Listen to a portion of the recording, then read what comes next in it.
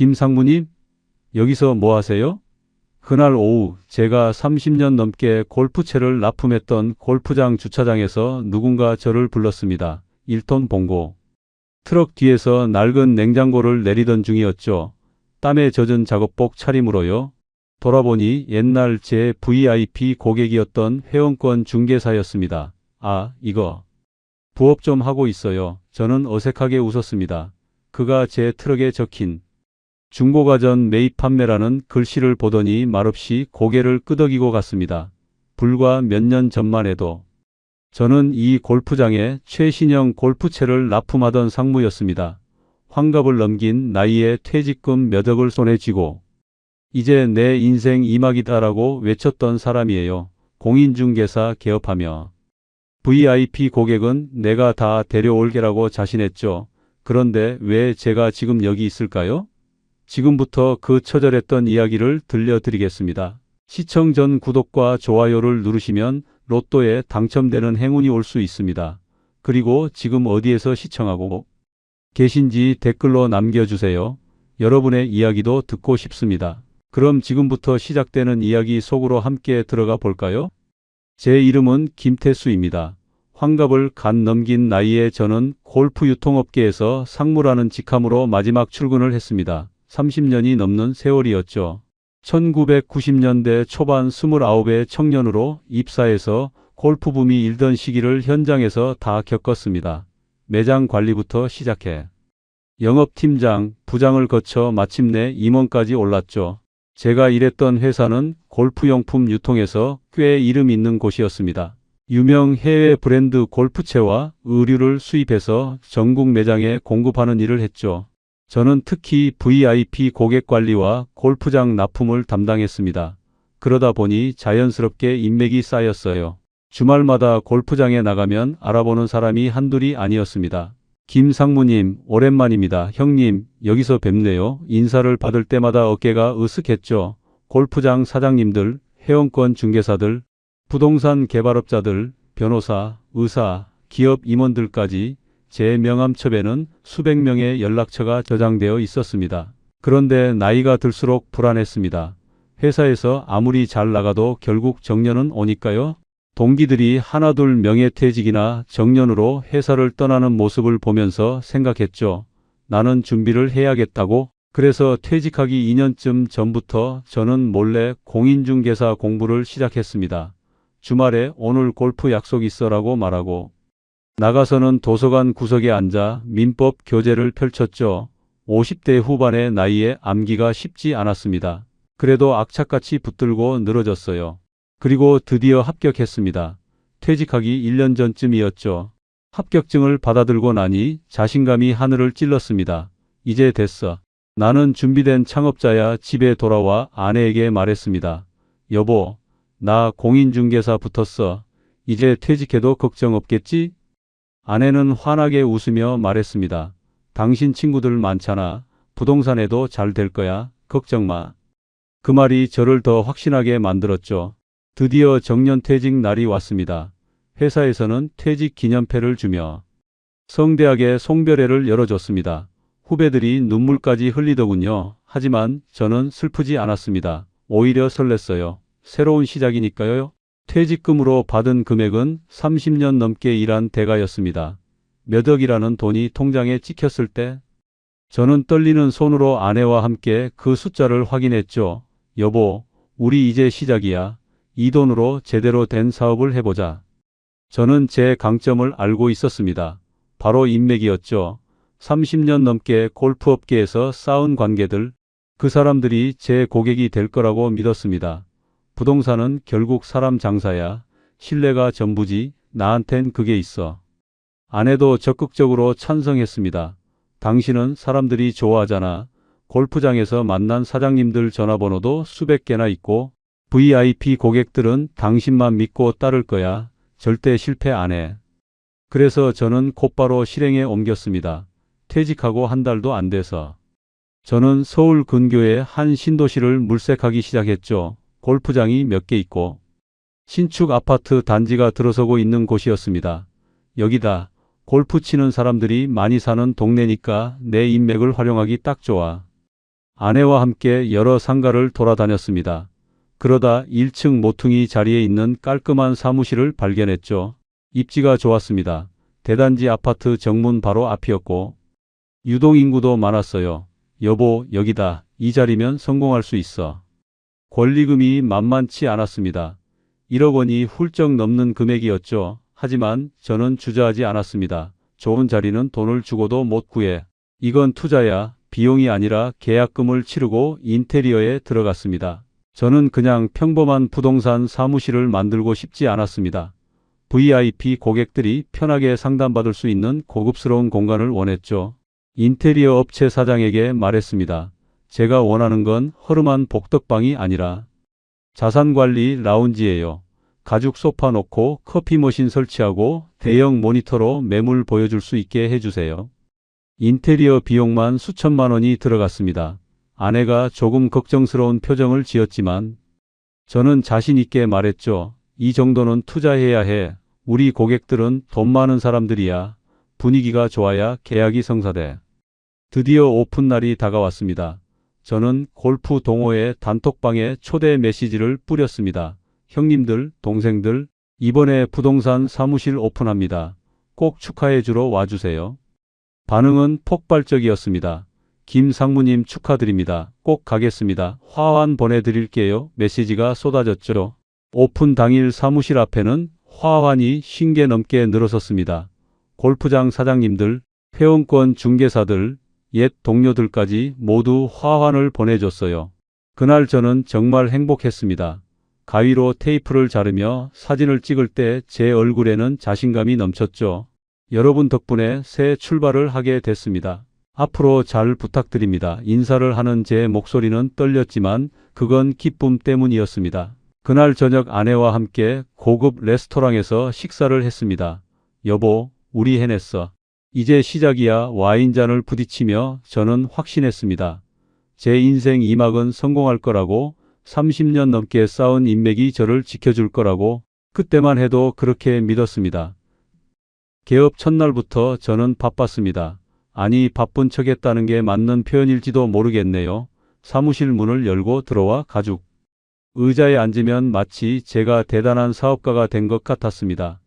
벽면에 걸린 대형 모니터에는 부동산 매물 정보가 떠 있었고 책상 위에는 명함과 계약서가 가지런히 정리되어 있었죠. 여보, 오늘 골프장 사장님한테 연락 왔어. 저는 신이 나서 아내에게 전화를 걸었습니다. 내가 20년 넘게 골프채 납품하던 그분 있잖아. 본인 소유 건물 있는데 세입자 구해달래. 아내의 목소리도 들떠 있었습니다. 그것 봐. 내가 뭘 했어. 당신 친구들이 다 도와줄 거라고. 그분은 제가 정말 오랫동안 거래했던 골프장 사장님이었습니다. 70대 초반의 연세셨지만 여전히 정정하셨고 여러 건물을 소유한 부자였죠. 김상무, 아니 이제 김 사장이라고 불러야겠네. 그분이 사무실에 들어오시며 활짝 웃었습니다. 자네 공인중개사까지 땄다며? 대단해. 우리 오래 알고 지낸 사이니까 내 물건 좀 맡기지. 제 가슴이 뛰었습니다. 이게 바로 인맥의 힘이구나. 30년 넘게 성실하게 관계를 쌓아온 결과가 이렇게 나타나는구나. 사장님, 감사합니다. 제가 책임지고 좋은 세입자 구해드릴게요. 저는 고개를 숙여 인사했습니다. 그분이 가지고 온 물건은 근처 신도시에 있는 빌라였습니다.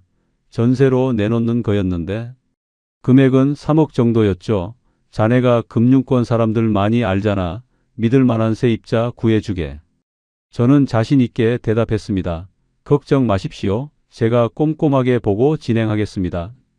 며칠 후 정말로 문의 전화가 왔습니다. 지방에서 서울로 올라온다는 60대 은퇴 공무원이었습니다.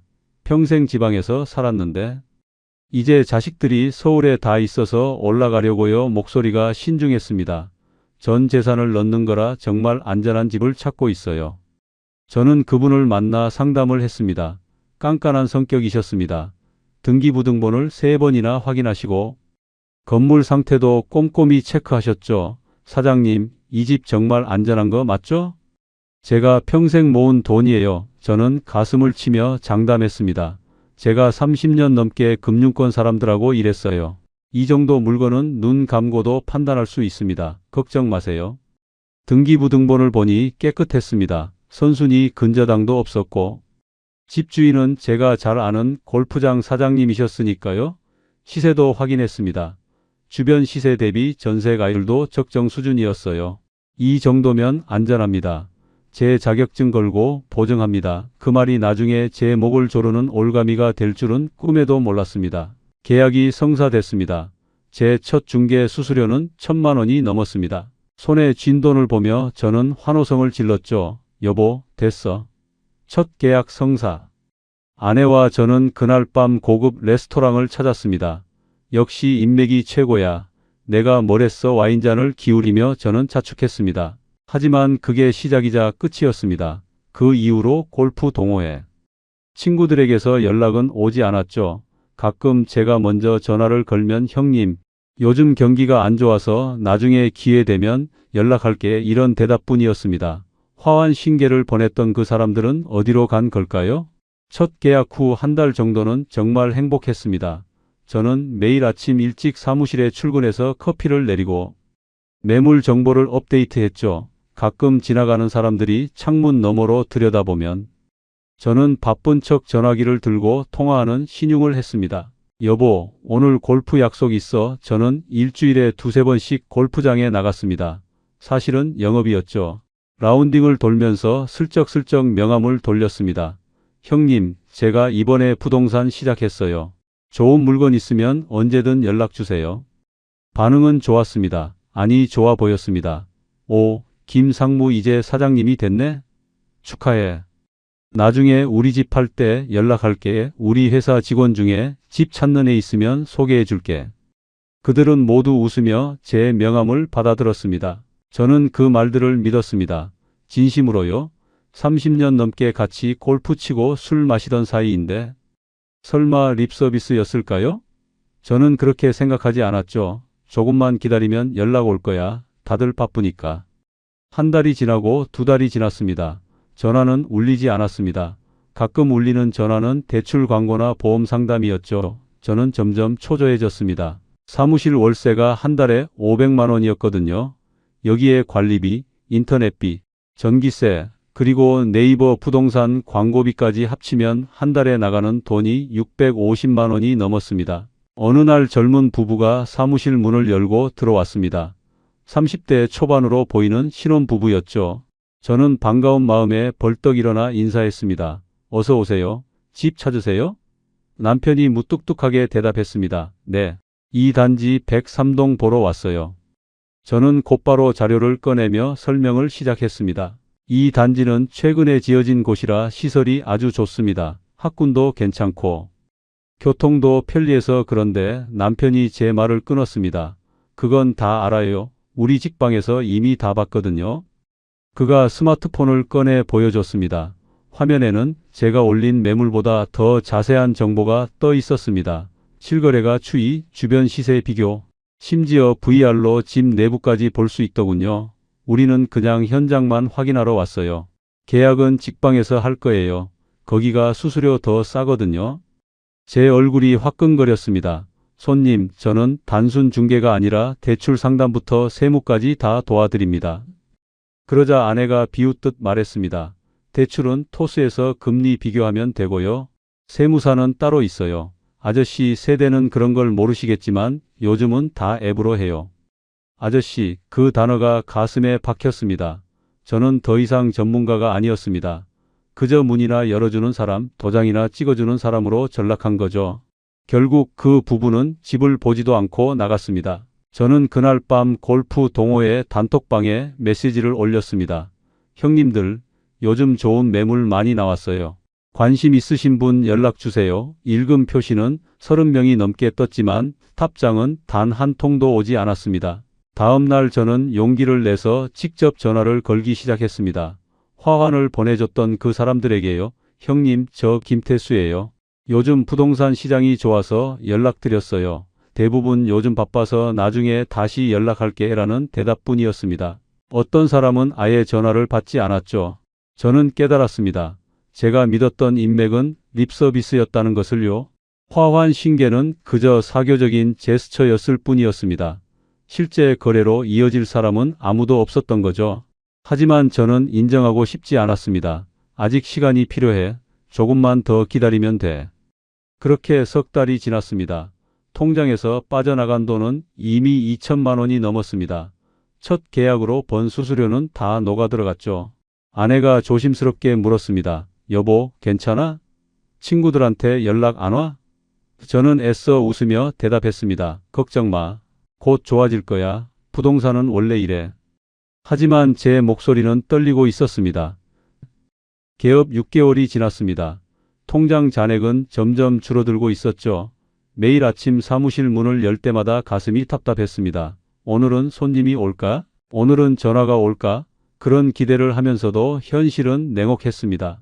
월세 500만 원, 관리비 80만 원, 네이버 부동산 광고비 100만 원, 전기세와 인터넷비까지 합치면 한 달에 나가는 돈이 700만 원 가까이 됐습니다. 아무것도 안 하고 숨만 쉬어도 이 돈이 통장에서 빠져나가는 거죠. 제가 30년 넘게 금융 쪽에서 일했으니까 계산은 빨랐습니다. 이건 투자가 아니라 출혈이었어요. 저는 네이버 부동산에 매물을 올리고 블로그도 열심히 썼습니다. 부동산 전문가가 알려주는 투자 팁, 이 지역 호재 정리 같은 글들을 밤늦게까지 작성했죠. 하지만 조회수는 한 자릿수에 머물렀습니다. 댓글도 없었어요. 어느 날 저보다 먼저 개업한 옆 사무실 사장이 술 한잔하자고 했습니다. 그분은 50대 초반으로 저보다 10년 일찍 이 일을 시작한 선배였죠. 김 사장님, 요즘 어때요? 제가 물었습니다. 그분이 소주잔을 기울이며 한숨을 쉬었습니다. 솔직히 말하면 망하는 중이에요. 그의 목소리가 낮았습니다. 작년 이맘때만 해도 한 달에 서너 건씩 계약했는데 올해는 6개월 동안 딱 2건이에요. 거기다 수수료 깎아달라고 난리고요. 제 등줄기가 서늘해졌습니다. 그렇게 심각해요? 요즘 부동산 중개사 폐업이 개업보다 많다는 거 모르세요? 데드크로스라고 들어봤죠? 집에 돌아와 검색을 해봤습니다. 정말로 최근 몇 년간 부동산 중개사 폐업이 개업을 넘어섰더군요. 31개월 연속이라는 기사도 있었습니다. 단순히 경기가 안 좋은 게 아니라 산업 자체가 무너지고 있었던 겁니다. 더 충격적인 건 거래량 통계였습니다. 제가 개업한 시기에 거래량이 몇 년 전에 비해 반토막이 났더군요. 시장의 파이 자체가 줄어든 거죠. 물건은 넘쳐나는데 사려는 사람은 없었습니다. 금리가 오르고 경기가 얼어붙으면서 사람들이 지갑을 닫아버린 겁니다. 저는 그제야 깨달았습니다. 제가 뛰어든 시기가 최악이었다는 것을요. 마치 쓰나미가 몰려오는데 해변에서 조개를 줍고 있었던 거죠. 주변 사람들은 다 도망가는데 저만 조금 있으면 좋아질 거야 라며 버티고 있었던 겁니다. 한 달에 한 건도 계약이 안 되는 날들이 계속됐습니다. 저는 아침에 출근해서 저녁까지 텅 빈 사무실에 앉아 있었죠. 창밖으로 사람들이 지나가면 저는 반사적으로 자세를 고쳤습니다. 혹시라도 들어올까 봐서요. 하지만 문을 여는 사람은 없었습니다. 가끔 울리는 전화는 모두 스팸이었습니다. 사장님, 대출 필요하세요? 신용카드 만드시겠어요? 그럴 때마다 저는 화를 냈습니다. 필요 없어요. 전화하지 마세요. 하지만 사실 화가 난 건 그들이 아니라 제 처지였습니다. 어느 날 아내가 사무실로 찾아왔습니다. 도시락을 들고요. 여보, 점심 먹어. 집에서 김밥 쌌어. 저는 고마웠지만 동시에 서러웠습니다. 몇 년 전만 해도 저는 회사에서 점심 접대를 받던 상무였는데 지금은 아내가 싼 김밥으로 끼니를 때우고 있었으니까요. 손님 좀 와? 아내가 조심스럽게 물었습니다. 저는 고개를 끄덕였습니다. 응, 오긴 오는데. 다들 앱에서 알아보고 와서 수수료 깎아달라고만 해. 아내의 얼굴이 어두워졌습니다. 그래도 조금만 더 버텨봐. 곧 좋아질 거야. 하지만 좋아지지 않았습니다. 그 전화는 개업 1년쯤 지났을 때 걸려왔습니다. 제가 처음으로 중개했던 그 전세 계약 세입자였죠. 사장님, 지금 큰일 났어요. 목소리가 떨리고 있었습니다. 집주인이 대출을 갚지 못해서 이 집이 경매로 넘어간대요. 제 머릿속이 하얘졌습니다. 뭐라고요? 그게 무슨 말씀이세요? 은행에서 연락 왔어요. 선순위 채권이 있다고 제 전세금보다 많대요. 저 보증금 한 푼도 못 건진대요. 그분의 목소리에서 울음이 섞여 나왔습니다. 저는 급하게 등기부등본을 다시 떼어봤습니다. 제가 계약할 때는 분명 깨끗했는데 지금은 근저당이 여러 개 설정되어 있었습니다. 집주인이 계약 후에 대출을 잔뜩 받아버린 거죠. 집값은 떨어지고 빚은 늘어나면서 전형적인 깡통 전세가 되어버린 겁니다. 며칠 후 그 세입자 부부가 사무실로 찾아왔습니다. 아니, 정확히는 쳐들어왔다는 표현이 맞을 겁니다. 남편은 제 책상을 주먹으로 쳤고 아내는 바닥에 주저앉아 울었습니다. 당신이 안전하다고 했잖아요. 제가 몇 번을 물어봤어요. 평생 지방에서 모은 돈이라고 했잖아요. 저는 변명할 말이 없었습니다. 제가 확인을 했는데 그때는 정말 괜찮았어요. 집주인이 나중에 대출을 받을 줄은. 집주인이요? 당신이 잘 아는 골프장 사장이라며요? 당신 친구잖아요? 왜 친구가 이런 짓을 하는데 당신은 몰랐어요? 제가 골프장 사장에게 급하게 전화를 걸었습니다. 사장님, 지금 무슨 일입니까? 전세 계약하고 나서 왜 대출을 받으신 겁니까? 그분의 목소리는 차갑게 식어 있었습니다. 김상무, 아니 김 사장, 내 사정도 어려워. 금리가 오르고 다른 건물들도 다 손해고. 그래서 어쩔 수 없이 돈을 빌린 거야. 그럼 세입자 보증금은 어떻게 하시려고요? 그건 자네가 알아서 해. 자네가 중개사잖아. 계약서에 도장 찍은 사람이 책임을 져야지. 전화가 끊겼습니다. 20년 넘게 거래하던 사람이 한순간에 남이 되어버렸습니다. 세입자는 저를 상대로 소송을 걸었습니다. 손해배상 청구 금액은 3억이었습니다. 변호사를 선임하는 데만 1천만 원이 들어갔죠. 변호사가 말했습니다. 사장님, 요즘 판례가 중개사한테 엄격해요. 확인 설명 의무를 다하지 않았다고 나오면 30%에서 50%까지 배상하라고 나옵니다. 저는 매일 밤 잠을 이루지 못했습니다. 3억에 30%면 9천만 원, 50%면 1억 5천만 원입니다. 제가 가진 돈으로는 도저히 감당할 수 없는 금액이었죠. 아내에게 말할 수도 없었습니다. 말하면 아내가 무너질 게 뻔했으니까요. 하지만 숨길 수 없었습니다. 법원에서 등기 우편이 날아왔고 아내가 그걸 봤습니다. 여보, 이게 뭐야? 아내의 손이 떨리고 있었습니다. 손해배상 청구 소송? 3억? 저는 무릎을 꿇었습니다. 미안해, 내가 잘못했어. 골프 동호회 친구들에게 전화를 걸었습니다. 도움을 청하려고요. 하지만 아무도 전화를 받지 않았습니다. 문자를 보내도 답장이 없었죠. 화환 신계를 보내주던 그 사람들은 모두 사라졌습니다. 형님, 저 좀 도와주세요 라는 메시지에 읽음 표시만 떴을 뿐입니다. 결국 합의를 봤습니다. 1억 5천만 원을 분할로 지급하기로 했죠. 그 돈을 마련하기 위해 저는 제 집을 담보로 대출을 받았습니다. 30년 넘게 모은 퇴직금은 이미 사무실에 다 쏟아부었고 이제 집까지 위태로워진 겁니다. 사무실 월세는 3개월째 밀렸습니다. 건물주가 내용 증명을 보냈습니다. 계약 해지하고 나가시오. 저는 폐업 신고를 했습니다. 권리금은 한 푼도 받지 못했죠. 들어올 사람이 없었으니까요. 그날 밤 저는 텅 빈 사무실에 혼자 앉아 있었습니다. 불과 1년 전 화환 신계로 가득했던 이곳이 이제는 쓸쓸한 폐허가 되어 있었습니다. 저는 소주를 마시며 생각했습니다. 내가 믿었던 인맥은 허상이었구나. 30년 넘게 쌓은 관계는 단 1년 만에 무너졌구나. 아내가 전화를 걸었습니다. 여보, 언제 들어와? 저는 대답하지 못했습니다. 집에 들어갈 얼굴이 없었으니까요. 폐업 신고를 하고 며칠 후 저는 마지막으로 골프장 사장님을 찾아갔습니다. 20년 넘게 골프채를 납품하던 그분, 제 첫 중개 계약을 맡겨주셨던 그분을 만나러 간 거죠. 골프장 사무실에 들어서자 그분은 여전히 여유로운 모습이었습니다.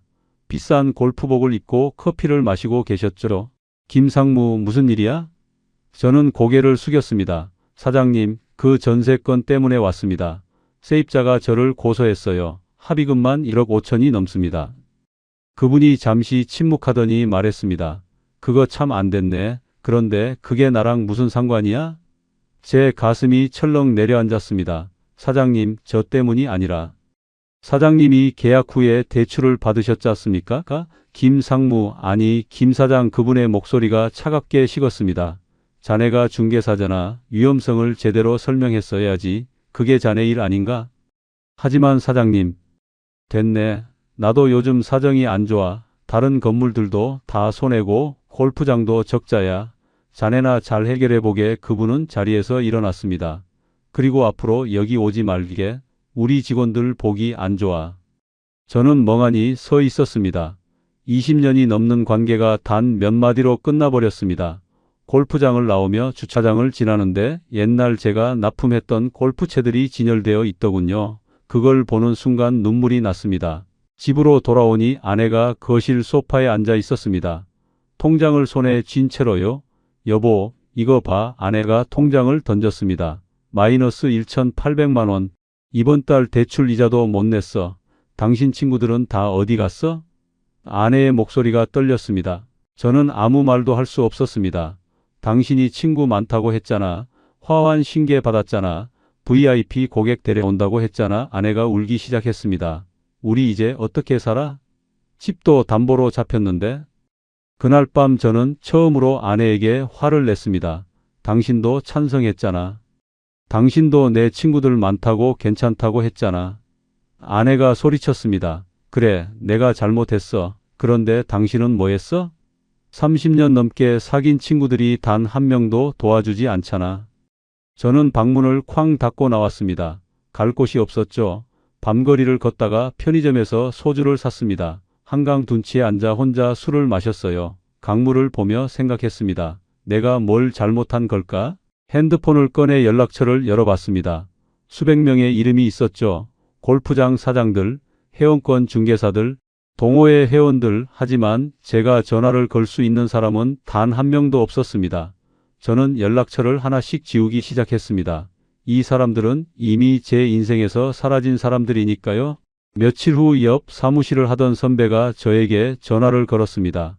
김 사장님, 저도 이번 달 말로 폐업해요. 네. 못 버티겠어요. 작년에도 적자였는데. 올해는 더 심해요. 저만 그런 게 아니에요. 이 상가에 부동산 사무실 5개 있었는데 이제 2개만 남았어요. 전화를 끊고 저는 상가를 둘러봤습니다. 정말로 여기저기 임대 문구가 붙어 있었습니다. 제가 떠난 자리도 옆 사무실도 모두 텅 비어가고 있었죠. 이건 제 실력이 없어서가 아니었습니다. 산업 자체가 무너지고 있었던 겁니다. 하지만 그걸 깨달았을 때는 이미 늦었습니다. 저는 퇴직금 몇 억을 날렸고 집까지 담보로 잡혔고 1억이 넘는 빚을 지게 됐습니다. 30년 넘게 일해서 모은 돈이 단 1년 만에 증발한 거죠. 폐업 후 3개월이 지났습니다. 저는 매일 구인구직 사이트를 뒤졌습니다. 환갑이 넘은 나이에 할 수 있는 일이 뭐가 있을까요? 경비, 청소, 배달, 택시 운전, 그게 전부였습니다. 국민연금이 들어오긴 했지만 한 달에 120만 원 정도였습니다. 인터넷에서 본 200만 원이라는 금액은 허상이었죠. 거기다 대출 이자가 한 달에 200만 원씩 나갔으니까 실제로는 매달 80만 원이 마이너스였습니다. 아내가 편의점 파트타임 일을 시작했습니다. 환갑이 넘은 나이에 야간 근무를 서는 거죠. 여보, 미안해. 제가 말했지만 아내는 대답하지 않았습니다. 우리 부부 사이에는 무거운 침묵만 흘렀어요. 어느 날 옛 회사 후배에게서 연락이 왔습니다. 형님, 제 처남이 중고가전 사업을 하는데 사람이 필요하대요. 한번 해보실래요? 저는 주저했습니다.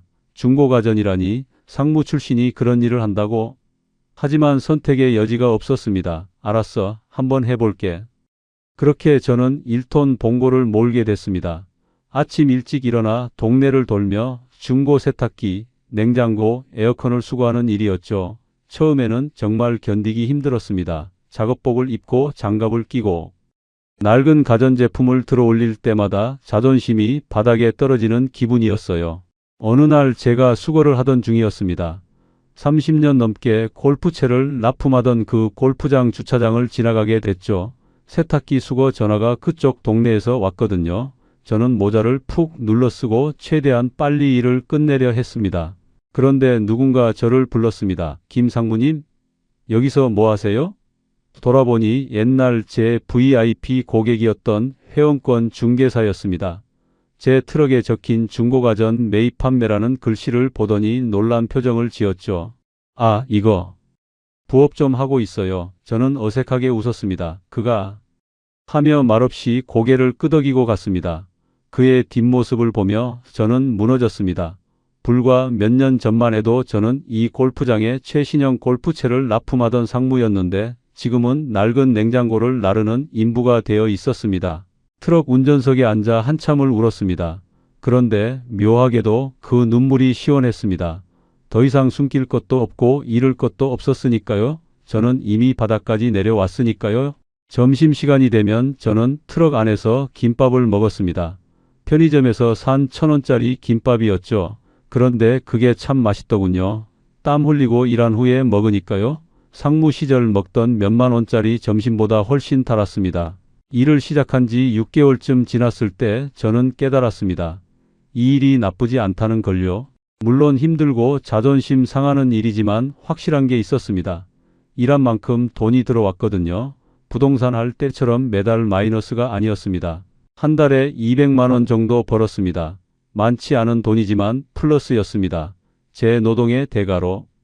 통장에 돈이 쌓이는 기쁨을 환갑이 넘어서야 다시 느낀 거죠. 부동산 할 때는 매달 650만 원씩 깎아 먹으며 피가 마르는 고통 속에 살았는데 지금은 비록 적지만 쌓이고 있었습니다. 아내도 조금씩 마음을 풀었습니다. 여보, 힘들지? 괜찮아. 익숙해지니까 할만해. 저는 정말로 그렇게 생각했습니다. 1톤 봉고를 몰고 동네를 다니며 중고 세탁기를 나르는 일이 부끄럽지 않았어요. 최소한 제 힘으로 벌고 있었으니까요. 오늘 아침도 저는 새벽 6시에 일어났습니다. 1톤 봉고 시동을 걸고 동네를 돌았죠. 낡은 냉장고 하나를 수거하고 나니 해가 떠올랐습니다. 창밖으로 보이는 골프장 간판이 눈에 들어왔지만 이제는 마음이 편합니다. 저는 이제 알겠습니다. 제가 믿었던 인맥이 무엇이었는지를요. 30년 넘게 쌓았다고 생각한 그 관계들은 사실 직함이 만들어준 허상이었습니다. 사람들이 저를 좋아한 게 아니라 골프 유통업 상무라는 간판을 좋아한 거였죠. 화환 신계를 보내준 그 사람들, 형님, 동생 하며 어깨를 두드리던 그 사람들, 모두 립서비스였습니다. 실제 거래로 이어진 사람은 단 한 명도 없었어요. 제가 위기에 처했을 때 전화를 받아준 사람도 없었습니다.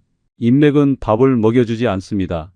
특히 요즘 같은 시대에는 더욱 그렇죠. 프롭테크라는 거대한 플랫폼이 모든 정보를 장악했고 사람들은 더 이상 중개사를 전문가로 인정하지 않습니다. 앱 하나면 모든 게 해결되는 세상이니까요. 제가 공인중개사를 준비하던 2년 동안 세상은 완전히 바뀌어 있었습니다. 하지만 저는 그걸 보지 못했어요. 내 인맥이면 충분해라는 착각에 빠져서 시장의 변화를 읽지 못한 거죠. 더 큰 문제는 타이밍이었습니다. 제가 개업한 시기는 부동산 시장이 붕괴하던 입구였습니다. 거래량은 반토막이 났고 폐업이 개업을 넘어서는 데드크로스가 30개월 넘게 이어지고 있었죠.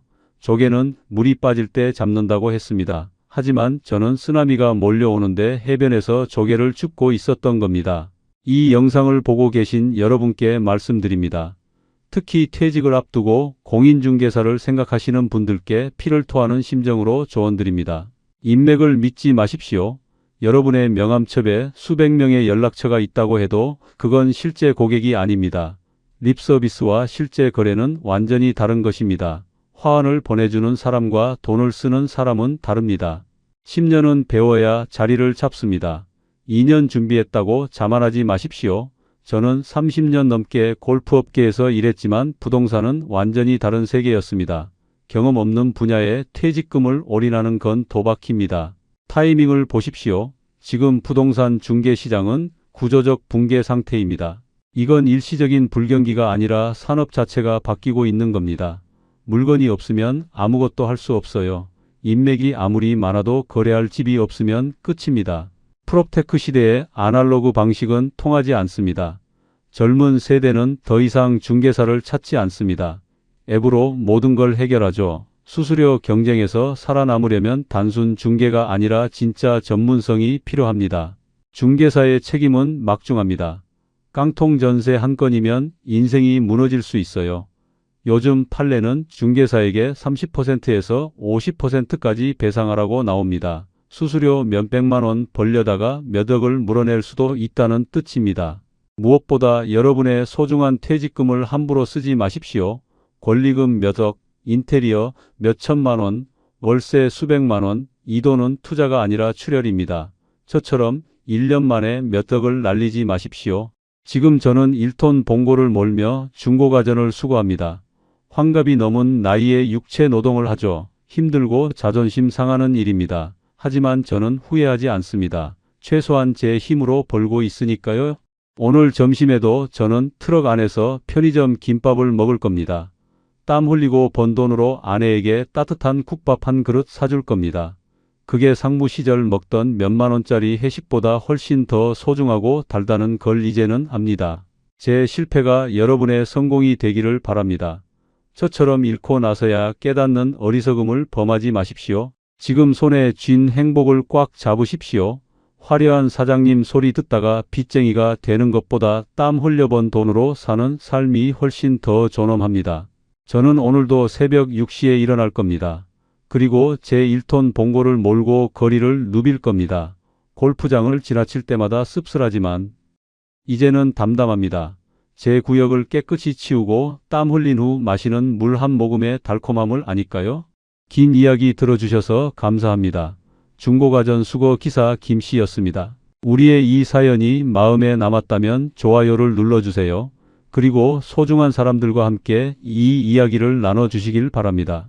여러분의 한마디가 누군가에겐 큰 위로가 될 수 있습니다. 영상이 마음에 드셨다면 구독과 좋아요 응원 부탁드립니다. 감사합니다. 친구야, 너 퇴직금 얼마 받았니? 재작년 가을 고등학교 동창회에서 김재훈이 물었습니다. BMW 7 시리즈 키를 만지작거리면서요. 손목엔 롤렉스가 번쩍였습니다. 나 2억 좀 넘게 나왔어. 제가 대답하자 그의 눈이 반짝였어요. 오. 저는 고개를 저었습니다. 아니, 아들 결혼시키느라 거의 다 썼어. 지금 남은 거 별로 없어. 그 순간 김재훈이 제 어깨를 탁 쳤습니다. 얼마나 남았는데? 설마 5천도 안 돼? 그 정도는 돼.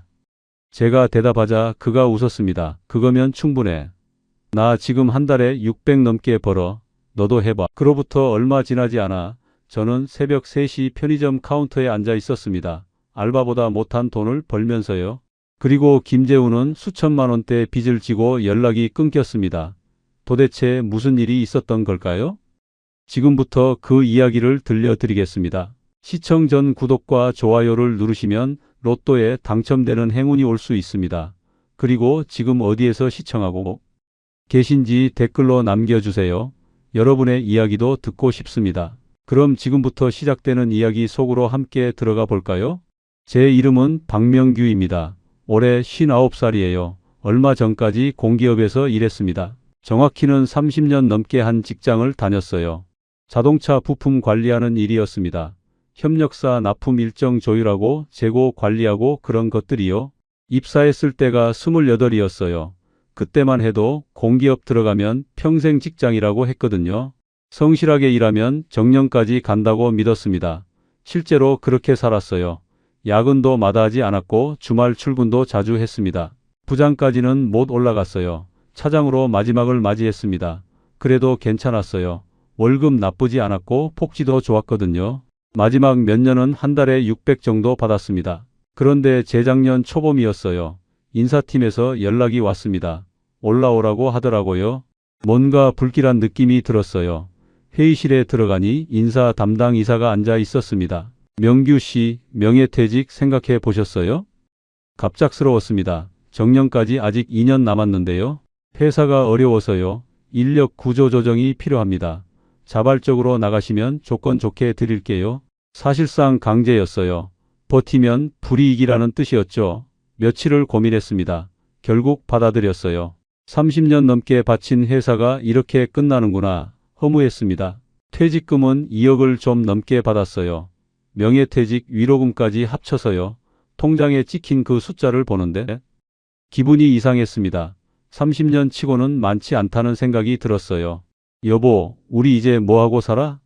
아내한테 물었습니다. 연금 나오잖아요. 그걸로 살면 되지. 국민연금이랑 퇴직연금 합쳐서 한 달에 150 정도 나왔어요. 부부 둘이 살기엔 빠듯했습니다. 그때 아들 준혁이한테 전화가 왔어요. 아버지, 저 결혼하려고요. 32이었습니다. 때가 됐죠. 축하한다. 언제 해? 이번 봄에요. 근데 아버지, 전세금이랑 혼수 준비하려면 돈이 좀 필요해서요. 얼마나 필요하냐고 물었습니다. 글쎄요. 전세 보증금만 8천원 있어야 하고요. 혼수랑 예단까지 하면. 준혁이가 말끝을 흐렸어요. 아내랑 의논했습니다. 우리가 얼마나 줄 수 있을까? 다 줘야죠. 외아들인데. 결국 1억 5천을 주기로 했어요. 전세 보증금 8천, 혼수 4천, 나머지는 신혼여행이랑 가전제품 사는데 쓰라고요. 결혼식 날이었습니다. 준혁이한테 봉투를 건넸어요. 아버지가 평생 모은 돈이야. 잘 살아라. 준혁이가 눈물을 글썽였습니다. 고맙습니다. 아버지. 식이 끝나고 집에 돌아왔어요. 아내가 물었습니다. 우리 이제 얼마 남았어요? 계산해 봤습니다. 2억 좀 넘던 돈에서 1억 5천을 빼니 5,800 정도 남았어요.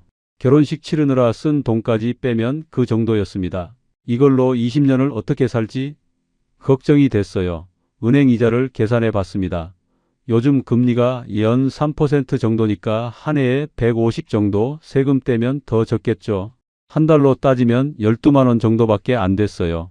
연금 150에 이자 12만 원 더하면 한 달에 160 정도.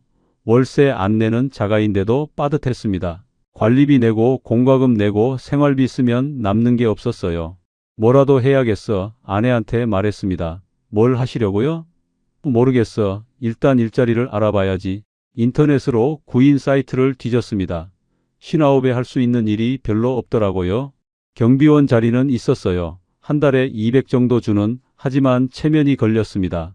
30년 넘게 공기업 다녔는데 경비원이라니. 그때였어요. 고등학교 동창회 연락이 왔습니다. 가을이었어요. 명규야, 오랜만에 한번 보자. 동기들이 모인다고 하더라고요. 별 생각 없이 갔습니다. 동창회 장소는 시내 호텔 연회장이었습니다. 20명 정도 모였어요. 다들 비슷한 나이대였죠. 50 중후반에서 60 초반. 들어서자마자 김재훈이 보였습니다. 고등학교 때부터 친했던 친구예요. 그런데 뭔가 달라 보였어요. 깔끔한 정장에 명품 벨트, 손목엔 롤렉스가 번쩍였습니다. 야, 명규야. 재훈이가 반갑게 손을 흔들었어요. 테이블로 다가가니 BMW 차 키가 눈에 띄었습니다. 7 시리즈더라고요. 저도 차는 있지만 10년 넘은 중형차였거든요. 너 차 바꿨냐? 제가 물었습니다. 응, 작년에 바꿨어. 사업이 잘 돼서. 사업이요? 편의점 하거든. 3년 됐어. 편의점이라고요? 솔직히 의외였어요. 재훈이는 대기업 다니다가 퇴직한 걸로 알고 있었거든요. 편의점이 잘 돼? 잘 되고 말고. 나 지금 한 달에 600은 넘게 벌어. 600이요? 제 퇴직 전 월급만큼이었습니다. 거짓말 아니야? 진짜야. 요즘 편의점이 대박이거든. 본사에서 다 지원해주고 나는 관리만 하면 돼. 관리만요? 그럼 매일 나가야 하는 거 아니야? 아니지. 알바 쓰면 돼. 나는 오전에 한두 시간 나가서 정산하고 끝이야. 오후엔 골프 치러 가. 부러웠습니다. 저는 재취업도 못하고 있는데. 재훈이는 편하게 돈 벌고 있다니. 너도 해봐. 명규야. 재훈이가 말했어요. 나는 편의점 같은 거 해본 적도 없는데. 그게 뭐 어려워? 본사에서 다 가르쳐줘. 너 꼼꼼하잖아. 딱 맞을 것 같은데. 저녁 식사가 끝나고 2차로 옮겼습니다. 재훈이가 제 옆에 앉았어요. 야, 진심으로 한번 생각해봐. 너 퇴직금 얼마 받았어? 나? 2억 좀 넘게 나왔어. 오. 그럼 편의점 여러 개 할 수 있겠네? 저는 고개를 저었습니다. 아니, 아들 결혼시키느라 거의 다 썼어. 지금 남은 거 별로 없어. 재훈이 눈이 반짝였어요. 얼마나 남았는데? 설마 5천도 안 돼? 그 정도는 돼. 제가 대답하자 재훈이가 제 어깨를 탁 쳤습니다. 그거면 충분해. 편의점은 7천 정도면 시작할 수 있거든. 너 지금 6천 가까이 있으면 1,000만 원 정도만 더 있으면 되잖아. 1,000만 원이요? 그 정도는 대출 받으면 되지. 이자도 얼마 안 돼. 재훈이가 말했습니다. 근데 진짜 한 달에 600이나 벌어? 응, 내가 거짓말할 이유가 있나? 매출이 좋은 달엔 700도 넘어. 그날 밤 집에 돌아와서 잠이 안 왔어요. 재훈이 말이 계속 머릿속을 맴돌았습니다. 한 달에 600, 연금 150이랑 합치면 750, 그 정도면 여유롭게 살 수 있을 것 같았어요. 다음 날 아내한테 말했습니다. 여보, 나 편의점 할까봐. 편의점이요? 갑자기 왜요? 어제 동창회에서 재훈이를 만났는데 편의점에서 잘 번대. 얼마나 버는데요? 한 달에 600 넘게. 아내 눈이 커졌어요. 정말요? 그렇게 많이요? 응, 알바만 쓰면 우리는 관리만 하면 된대. 그럼 해볼까요? 아내도 긍정적이었습니다. 연금만으로는 빠듯하잖아요. 뭐라도 해야죠. 며칠 후 재훈이한테 전화했어요. 재훈아, 나 진지하게 생각 중인데 어떻게 시작하면 돼? 오, 결심했어? 좋아, 내가 본사 담당자 연결해 줄게. 일주일 후 본사에서 연락이 왔습니다. 박명규님 맞으시죠? 창업 설명회가 이번 주 토요일에 있는데 오실 수 있으세요? 네, 가겠습니다. 토요일 아침 일찍 일어났어요. 아내랑 함께 본사로 갔습니다. 수도권 어느 도시의 고층 빌딩이었어요. 로비가 깔끔하고 세련됐습니다. 엘리베이터를 타고 올라가니 회의실이 있었어요. 이미 사람들이 20명 정도 앉아 있었습니다. 다들 저희랑 비슷한 나이대였어요. 50 중후반에서 60 초반. 앞에 젊은 직원이 서 있었습니다. 30 중반쯤 돼 보이는 남자였어요. 안녕하세요. 저는 본사 개발팀 정대리입니다. 화면이 켜지면서 그래프가 나왔습니다. 편의점 시장이 매년 성장하고 있습니다. 작년 한 해만 해도 전국 매출이 30조가 넘었어요. 편의점은 불경기에도 강합니다. 왜일까요? 생활 필수품이기 때문이죠. 사람들은 어떤 상황에서도 먹고 마셔야 하니까요. 다음 화면에 성공 사례가 나왔어요. 이분은 작년에 시작하셨는데 지금 한 달에 500 넘게 벌고 계세요. 아침에 2~3시간만 나오시고 나머지는 알바가 다 합니다. 사진 속 사장님이 환하게 웃고 있었어요. 깨끗한 편의점 앞에서요. 저도 저렇게 될 수 있을까 기대가 됐습니다. 초기 비용은 7천 정도면 시작하실 수 있어요. 가맹비 3천에 인테리어는 저희가 지원해 드리고요. 초도 물량이랑 보증금 합쳐서 그 정도예요. 딱 제가 가진 돈에 조금 모자란 금액이었습니다. 대출은 어떻게 하나요? 옆에 앉은 분이 물었어요. 은행 신용대출 받으시면 됩니다. 금리도 요즘 괜찮아요. 설명회가 끝나고 개별 상담이 시작됐습니다. 정대리가 저희 테이블로 왔어요. 어떠셨어요? 궁금하신 점 있으세요? 월 수익이 정말 500 이상 나올 수 있나요? 제가 물었습니다. 물론이죠. 위치만 좋으면 더 나올 수도 있어요. 박명규님은 어느 지역 생각하세요? 집 근처면 좋을 것 같은데요. 수도권 어느 도시입니다. 그쪽 괜찮죠? 제가 지금 나온 매물 보여드릴게요. 노트북을 펴더니 지도를 보여줬어요. 여기 역 근처에 매물이 하나 있어요. 유동 인구 많고 오피스텔도 가까워서 손님 꾸준할 겁니다. 예상 매출은요? 일매출 130에서 150 정도 예상됩니다. 월로 치면 4천 정도 되죠. 4천이요? 거기서 마진 빼고 본사 목 빼고 나면 사장님 순수익이 한 달에 500에서 600 나옵니다. 500에서 600, 재훈이 말이 맞았어요. 인건비는요? 알바 쓰시면 한 달에 300 정도 드는데요. 사장님이 좀 나오시면 아끼실 수 있죠. 처음엔 사장님이 직접 좀 하셔야 해요. 매장 파악도 하시고 알바 교육도 하셔야 하니까 자리 잡으면 그땐 편하게 관리만 하시면 됩니다. 집에 돌아와서 아내랑 의논했어요. 어떻게 생각해? 괜찮은 것 같아요. 재훈이도 하고 있고. 설명회 들어보니까 안정적일 것 같아요. 근데 돈이 1,000만 원 정도 부족해. 대출 받으면 되잖아요. 이자도 얼마 안 된다고 했잖아요. 고민을 며칠 했습니다. 결국 결심했어요. 은행에 가서 신용대출을 신청했습니다. 1,500을 받았어요. 여유분까지 포함해서요. 본사에 연락했습니다. 계약하려고요. 좋습니다. 사장님, 언제 오실 수 있으세요? 내일 가겠습니다. 다음 날 본사로 갔어요. 회의실에서 계약서를 받았습니다. 두꺼운 서류였어요. 50페이지가 넘었습니다. 여기 서명하시면 돼요. 정대리가 중요한 부분만 설명해 줬어요. 계약 기간 5년이고요. 영업시간은 24시간 또는 19시간 중에 선택하실 수 있어요. 24시간으로 해야 매출 높겠죠? 그렇죠. 야간 매출이 무시 못해요. 대부분 24시간 하세요. 계약서를 꼼꼼히 읽어야 했는데 대충 훑어봤습니다. 법률 용어가 많아서 무슨 소린지 잘 모르겠더라고요. 글씨도 작았고요.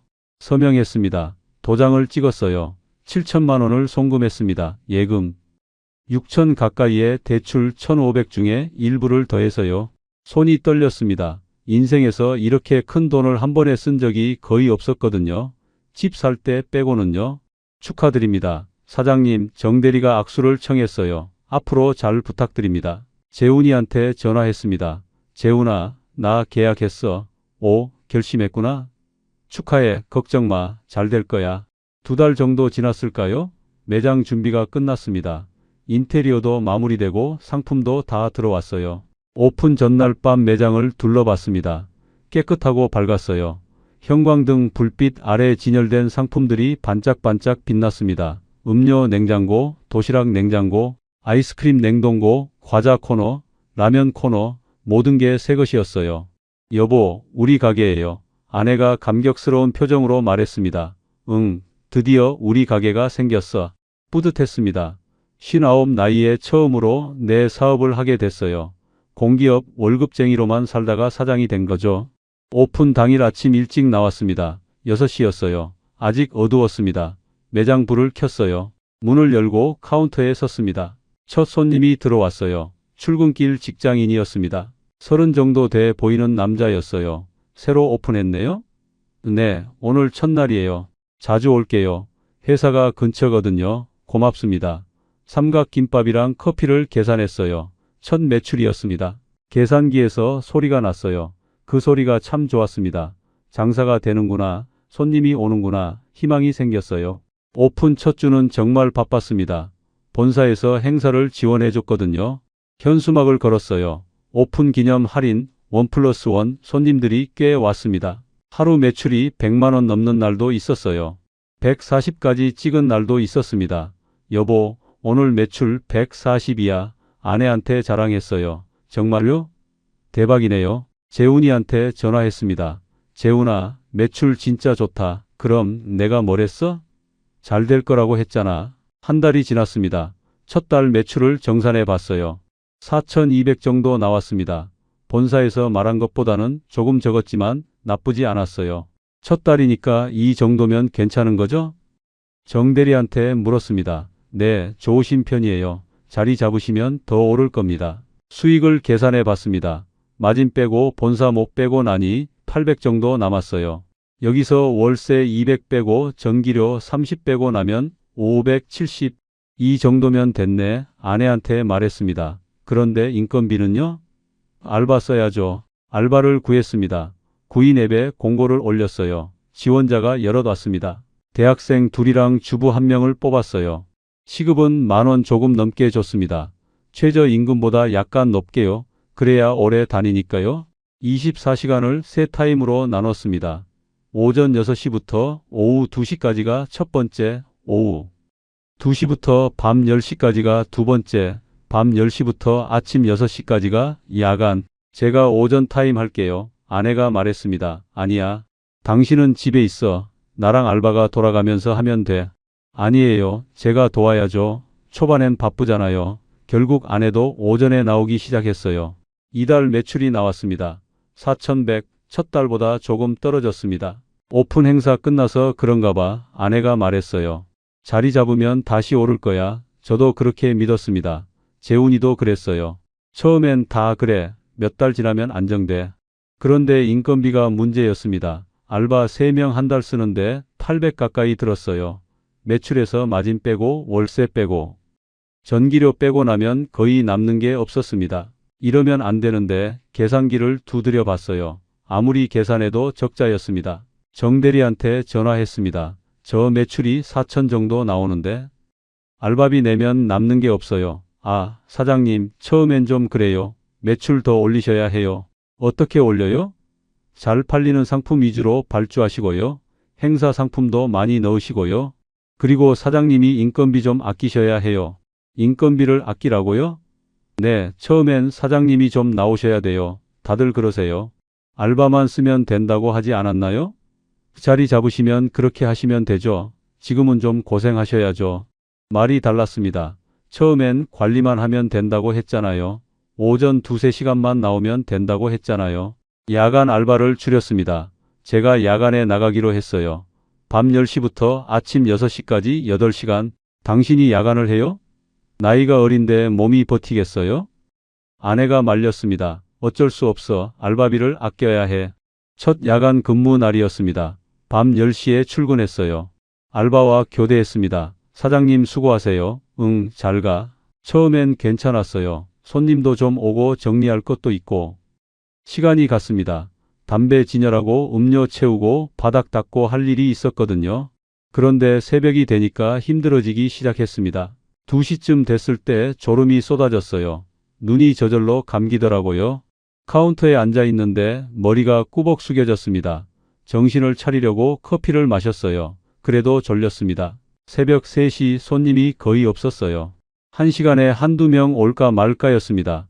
조용했어요. 형광등 불빛만 밝았습니다. 잠깐 졸았습니다. 얼마나 졸았는지 모르겠어요. 벨소리에 깼습니다. 손님이 들어온 거였어요. 네, 어서 오세요. 허둥지둥 일어났습니다. 창피했어요. 손님이 이상하게 쳐다보더라고요. 아침 6시가 됐습니다. 오전 알바가 출근했어요. 사장님 수고하셨어요. 응, 고마워. 집에 돌아왔습니다. 온몸이 무거웠어요. 침대에 쓰러졌습니다. 낮잠을 잤어요. 일어나니 오후 3시였습니다. 저녁 먹고 또 야간 출근해야 했습니다. 생활 리듬이 완전히 망가졌어요. 낮에 자고 밤에 일하니까 몸이 적응을 못했습니다. 그렇게 한 달이 지났습니다. 제가 야간을 하니까 인건비가 250 정도 줄었어요. 그래도 손에 남는 건 150 정도밖에 안 됐습니다. 제가 일한 시간을 계산해 봤어요. 한 달에 240시간, 야간 8시간 곱하기 31, 150을 240으로 나누니 시급이 600 정도 나왔습니다. 최저임금이 10,000원인데 저는 600원 받고 일한 거였어요. 알바보다 못했습니다. 그때 처음으로 후회가 됐습니다. 뭔가 잘못됐구나. 이게 아닌데. 재훈이한테 전화했습니다. 재훈아, 너 지금도 한 달에 600 벌어? 응, 왜? 나는 150밖에 안 남는데. 인건비 내면 남는 게 없어. 그래? 이상한데 내 매장은 괜찮은데. 재훈이 목소리가 이상했습니다. 뭔가 거짓말하는 것 같았어요. 너 진짜야? 진짜라니까. 너 위치가 안 좋나 봐. 전화를 끊었습니다. 뭔가 불안했습니다. 재훈이 말이 진짜일까? 아니면 나만 이런 걸까? 석 달째였습니다. 매출이 계속 떨어지고 있었어요. 4,000에서 3,800으로 다시 3,500으로. 왜 이러지?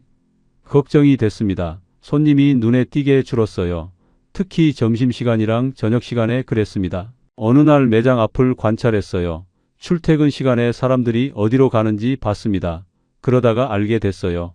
제 매장에서 100m도 안 되는 곳에 다른 편의점이 있었습니다. 다른 브랜드였어요.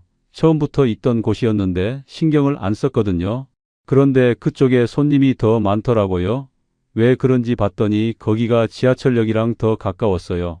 출근하는 사람들이 역 가는 길에 거기를 먼저 지나가는 거였습니다. 제 매장은 역에서 조금 더 먼 쪽에 있었어요.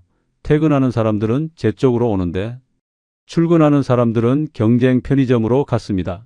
그것뿐이 아니었어요. 한 달 후 제 매장 대각선 건너편에 또 다른 편의점이 오픈했습니다. 이것도 다른 브랜드였어요. 공사 시작하는 걸 봤을 때 설마 했는데 정말 편의점이었습니다. 50m도 안 되는 거리였어요. 이게 말이 돼? 아내한테 말했습니다. 바로 앞인데 또 편의점이 들어와요?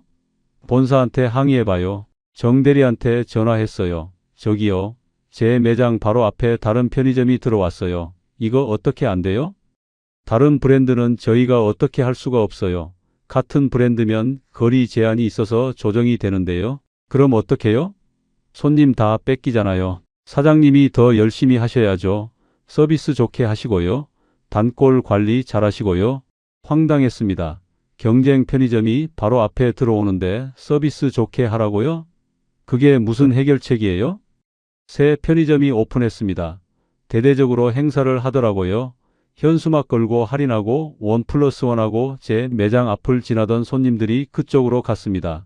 오픈 행사니까 거기가 더 싸잖아요. 한번 가면 습관이 되더라고요. 그달 매출이 3,000으로 떨어졌습니다. 처음보다 1,200이나 줄었어요. 정산을 해봤습니다. 손에 남는 게 거의 없었어요. 더 큰 문제가 생겼습니다. 손님들이 불평하기 시작했어요. 편의점은 왜 이렇게 비싸요? 한 손님이 말했습니다. 마트랑 비교하면 너무 차이 나요? 같은 물 한 병이 마트에선 1,000원인데 여기선 1,500이에요. 맞는 말이었어요. 편의점 가격이 마트보다 비쌌습니다. 본사에서 정한 가격이라 제가 마음대로 못 바꾸거든요. 요즘 물가가 너무 올라서 편의점은 부담돼요. 단골 손님도 그렇게 말했습니다. 큰 거 살 땐 마트 가야겠어요. 고물가 시대였습니다. 사람들이 돈을 아끼려고 했어요. 편의점은 비싸다는 인식이 퍼졌습니다. 매출이 계속 떨어졌어요. 3,000에서 2,800으로 일매출로 치면 100 미만이었습니다. 알바도 문제였습니다. 대학생 한 명이 한 달 만에 그만뒀어요. 사장님, 저 다른데 알바 구했어요. 거기가 시급이 더 높아서요. 얼마나 주는데? 12,000원이요. 최저임금이 또 올랐거든요. 작년보다 300원 정도 올랐어요. 새 알바를 구해야 했습니다. 황급히 공고를 올렸어요. 지원자가 몇 명 왔는데 면접 보고 한 명을 뽑았습니다. 그런데 새로 온 알바가 이틀 해보고 안 나오더라고요. 힘들어서 못하겠어요. 전화로 말하고 끊었습니다. 결국 제가 더 나가야 했습니다. 야간뿐만 아니라 오전에도 나갔어요. 하루에 12시간씩 일하는 날이 많아졌습니다. 아내도 저녁 타임에 나오기 시작했어요. 여보, 나 좀 도와줘. 저녁에 잠깐만. 알았어요. 부부가 교대로 일했습니다. 아내가 저녁 6시부터 10시까지 4시간, 제가 10시부터 아침 6시까지 8시간, 집에서 같이 있는 시간이 없어졌습니다. 저녁 먹을 때 잠깐 마주치고 바로 출근했어요. 허리가 아프기 시작했습니다. 하루 종일 서 있으니까요. 카운터에서 계속 서서 일하잖아요. 저녁에 집에 오면 발이 퉁퉁 부어 있었어요. 신발이 안 들어갈 정도였습니다. 잠을 제대로 못 자니까 두통도 생겼어요. 진통제를 달고 살았습니다. 그래도 멈출 수가 없었어요. 매장을 비우면 안 되니까요. 넉 달째 매출을 정산했습니다. 2,500, 월세랑 관리비 내기도 빠듯했습니다. 적자였어요. 저축해둔 돈에서 빼서 메웠습니다. 퇴직금 말고 따로 있던 비상금이 있었거든요. 거기서 조금씩 빠졌습니다. 이러다 다 없어지겠어. 아내가 걱정했습니다. 조금만 참아. 곧 나아질 거야. 그렇게 말했지만 확신이 없었어요. 손님은 계속 줄고 경쟁은 심해지고 인건비는 계속 오르고 허리 통증이 심해졌습니다.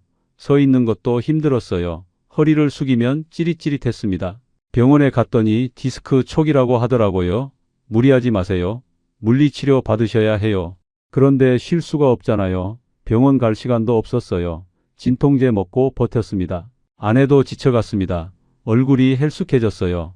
다크서클이 짙어지고 기침도 자주 했습니다. 부부 싸움도 잦아졌어요. 당신이 편의점 하자고 했잖아요. 이게 뭐예요? 아내가 소리쳤습니다. 나도 몰랐어. 이렇게 될 줄. 그만두자고요. 이러다 둘 다 죽어요. 그만두려면 위약금 내야 해. 얼마나요? 모르겠어. 알아봐야 해. 본사에 전화했습니다. 위약금이 얼마예요? 사장님, 지금 계약한 지 몇 개월밖에 안 되셨잖아요. 지금 해지하시면 잔여 기간이 4년 반 정도 남았어요. 위약금이 6,500 정도 나와요. 6,500이요? 네, 계약서에 있는 대로예요. 잔여 기간 비례해서 계산되거든요. 그리고 원상 복구 비용도 드세요. 인테리어 철거하고 정리하는데 500 정도 더 들어요. 7천만 원이었습니다. 처음 투자한 돈 그대로 토해내야 한다고요? 그럼 남는 게 하나도 없잖아요. 아니, 그동안 적자 본 거 생각하면 빚만 남는 거예요. 전화기를 들고 멍하니 서 있었습니다. 눈앞이 캄캄했어요. 못 나가겠구나. 갇혔구나. 그날 밤 인터넷을 검색했어요. 편의점 폐업, 편의점 위약금, 검색 결과가 쏟아졌습니다. 편의점 점주들이 모여있는 카페를 찾았어요. 가입하고 글을 읽어봤습니다. 저 같은 사람들 이야기가 수백 개였어요. 저도 위약금 못 내서 3년째 버티고 있어요. 들어올 때는 마음대로인데 나갈 때는 아니에요. 개미지옥이에요. 한번 들어가면 못 나와요. 읽으면서 소름이 돋았습니다. 나만 당한 게 아니었구나. 이렇게 많은 사람들이 고통받고 있구나. 더 무서운 글도 있었어요. 일본에서 편의점 점주가 자살했대요. 클릭해서 읽어봤습니다. 점장이 반년 동안 하루도 못 쉬고 일하다가 목숨을 끊었대요. 알바가 결근하면 점주가 나가야 하니까 새벽에도 출근했대요. 수면 시간이 하루 2시간이었대요. 유서에 이렇게 적혀 있었대요. 쉬지 않고 장시간 근무가 당연하다. 아무리 이래도 나만 힘들다. 소름이 돋았습니다. 남의 나라 얘기가 아니었어요. 저도 그렇게 될 수 있겠구나. 한국에서도 비슷한 일이 있었대요. 편의점 점주가 운영난과 위약금 부담으로 극단적인 선택을 했다는 기사가 있었어요. 아내한테 말했습니다. 여보, 우리 이러다 진짜 죽겠어. 어떡해요? 모르겠어. 근데 이대로는 안 돼. 둘이서 한참을 얘기했습니다. 울기도 했어요. 결론은 하나였습니다. 버티자, 일단 버티자. 위약금 낼 돈도 없으니까 계약 기간 채울 때까지 버티자. 5년, 앞으로 4년 반. 기나긴 시간이었습니다. 반년이 지났습니다. 매출은 계속 떨어졌어요. 2,300까지 내려갔습니다. 손에 남는 게 없었어요. 오히려 매달 적자였습니다. 비상금이 계속 빠져나갔습니다. 어느 날 오전이었어요. 매장에서 정산하고 있는데 전화가 왔습니다. 모르는 번호였어요. 여보세요? 명규야, 나 동기 철수야. 고등학교 동기였습니다. 철수야, 오랜만이다. 명규야, 너 재훈이 소식 들었어? 재훈이? 무슨 소식? 재훈이가 편의점 접었대. 뭐라고요?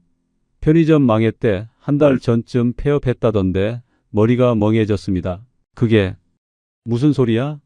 재훈이가 빚이 엄청 많았나 봐. 편의점 적자 보다가 결국 못 버텼대. 전화를 끊고 재훈이한테 전화했습니다. 받지 않았어요. 다시 걸었습니다. 또 안 받았습니다. 문자를 보냈어요. 재훈아, 나 명규야. 전화 좀 받아. 답장이 없었습니다. 사흘이 지났습니다. 재훈이한테서 연락이 왔어요. 문자였습니다. 미안해. 연락 못했어. 지금 상황이 안 좋아. 전화를 걸었습니다. 이번엔 받았어요. 재훈아, 응.